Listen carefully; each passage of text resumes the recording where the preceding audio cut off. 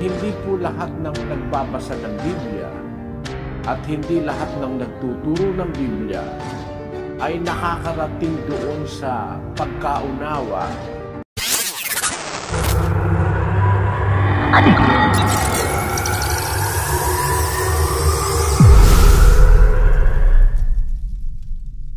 Magandang araw mga kababayan sa lahat ng mga lugar na nakaugnay ngayon sa atin.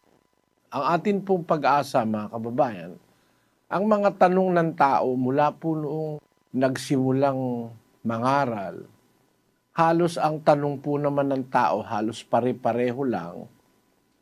Kahit sa ang lugar sa Pilipinas at sa iba't ibang bansa, napatunayan kung halos pare-pareho.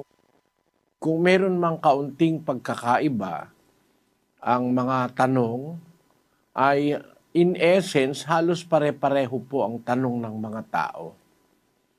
Iyon ay dahil po sa isang katotohanang hindi maitatanggi na hindi po lahat ng nagbabasa ng Biblia at hindi lahat ng nagtuturo ng Biblia ay nakakarating doon sa pagkaunawa na kailangan para matutuhan yung katotohanang nasa Biblia.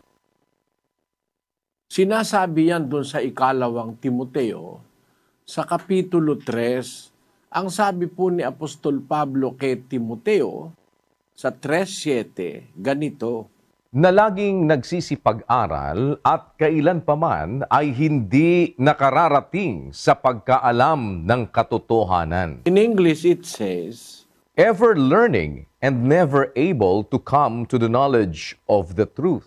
precisely need is the knowledge of the truth. Ang kailangan natin ay yung kaalaman sa katotohanan.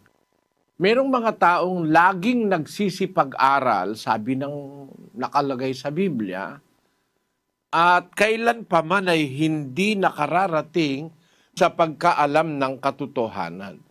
Yun po salitang laging nagsisipag-aral. Ang sabi sa English, ever learning. Ang ibig po sabihin nun ay continuously nag-aaral sila ng Biblia. Doon sa Revised Standard Version, ang sabi po'y ganito, Who will listen to anybody and can never arrive at a knowledge of the truth. meron pong ganong mga tao who continuously listen at ang masama ay to anybody. Kahit kanino nakikinig, pero hindi nakakarating sa kaalaman ng katotohanan. Yun po ang isang nangyayari na hanggang sa ating panahon ngayon ay totoo. Na maraming nagba-Bible study, nag-aaral ng Biblia, mga pamantasan, gaya ng tinatawag nilang mga seminary schools, mga theological schools, schools of religion, halos lahat ng relihiyon may mga eskwela.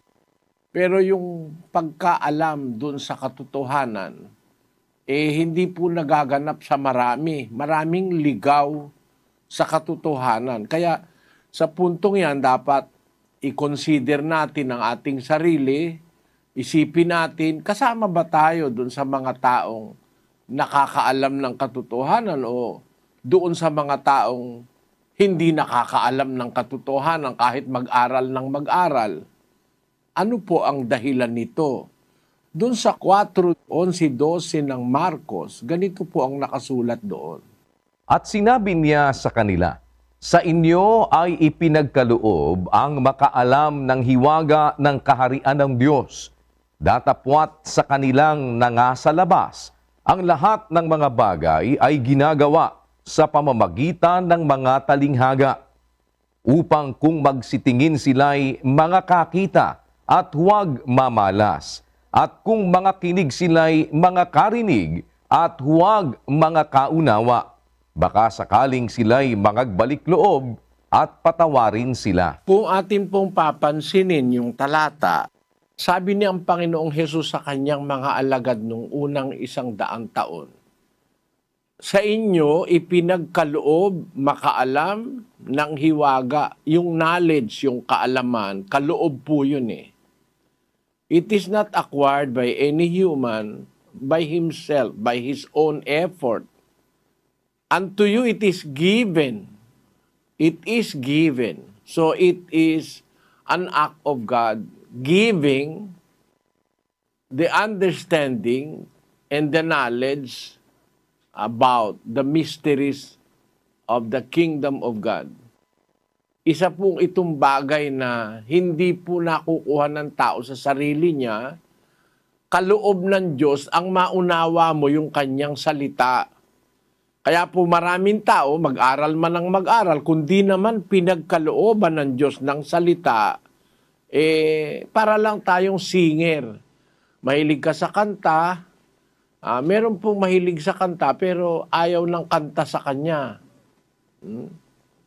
Meron naman, may kaloob talaga na magandang kumanta, maganda ang boses, mahusay tumyempo. Meron ganun talaga eh. Ang tao po, kung mapapansin nyo ang kalakaran ng buhay, mga kababayan, may mga pagkakaloob ang Diyos.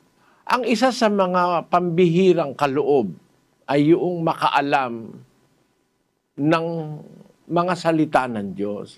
Hindi po ito nakukuha sa seminaryo. Kaloob po ito. Ang mga apostol nga hindi naman nag-aral pero naunawa nila ang salita ng Diyos.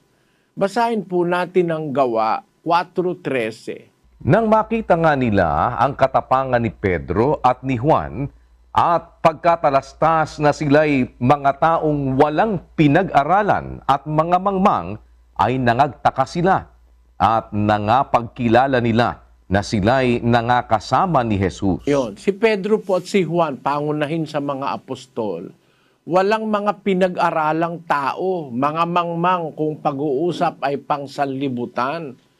Hindi sila inhinyero, hindi sila doktor, hindi sila arkitekto, hindi sila abogado. Wala silang pinag-aralan. Pero dahil nakasama sila ng Panginoong Hesus, ipinagkaloob sa kanila yung pagkaunawa sa salita ng Diyos. Kaya kaloob po talaga yan. Basahin nga natin yung 19 ng Mateo, kapatid na Daniel, 19:11. Datapwat sinabi niya sa kanila, hindi matatanggap ng lahat ng mga tao ang pananalitang ito, kundi niyaong mga pinagkalooban. Ayon. Ang salita ng Diyos hindi makukuha na dahil gusto mong makuha o kaya basa ka ng basa ng Biblia o kaya lagi kang aral ng aral ng aral. Hindi po doon nakukuha yon, mga kababayan. Kaloob po yon. Sabi ng Panginoong Hesus, hindi matatanggap ng lahat ng mga tao ang pananalitang ito, kundi niyaong mga pinagkalooban. Kaloob po ng Diyos na ang salita ng Diyos ay maunawa ng isang tao. Kaya po tayo ay nagsisikap, mga kababayan, na yung atin namang naintindihan sa Biblia na alam nating katotohanan, hindi naman matututulan, ay gusto nating maibahagi sa inyo.